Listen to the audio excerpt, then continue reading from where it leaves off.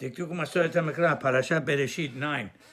There are two Pesukim which have each one has the same word, but the spelling is a little different. So we're going to talk about that.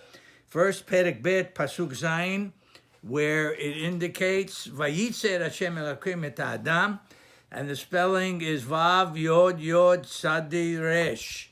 Then in Perek Bet, Pasuk Yutet, Vayitzer Hashem Elokim min Adama. There, the spelling is Vav Yod Sadi Resh, with one Yod, not two.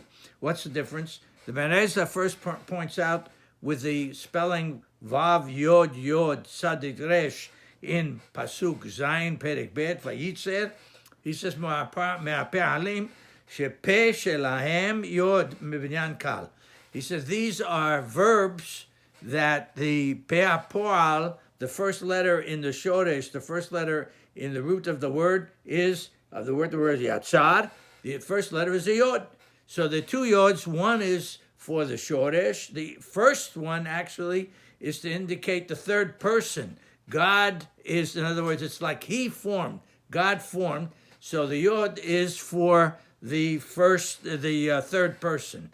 So therefore, there's a yod indicating in binyan kal, indicating the person, the structure of the future tense. There, it's the third person in the future tense. Hu yatzar, because of the vav haipuch. Yatzar or yitzer would be he formed, he will form. Vayitzer, he formed, because of the vav haipuch, the vav that switches the tense from future to past. The second one, Vayitzer, does not have two yods, it has one yod. And the Radak points out over there, what happened to the second yod? Well, he says, B'yod etan levad. The yod that remains is not the yod from the shoresh, it's not the yod from the root of the word, but it's the yod from ot shimush, the letter that is used to indicate the person, the third person of the future tense turned into the past tense with vav haipuch. So the yod shoresh is gone, ne'elma. It's not there. He says me'aketiva, and that's usually the case. There's only one problem here, and he doesn't discuss it, but there is a little bit of a problem. In the case, most cases, when you have a letter that's dropped, there's a dagesh afterwards in the next letter to indicate the letter was dropped. So the question here is, why is there not a dagesh in Vayitzer with one yod, indicating only the third person of the future tense, which is changed to past tense with vav haipuch, and the yod of the shoresh, the yod of the root of the word is dropped. Why isn't there a dagesh? He doesn't talk about it. And we're not going to speculate, but it's not there, and it's a bit of a question.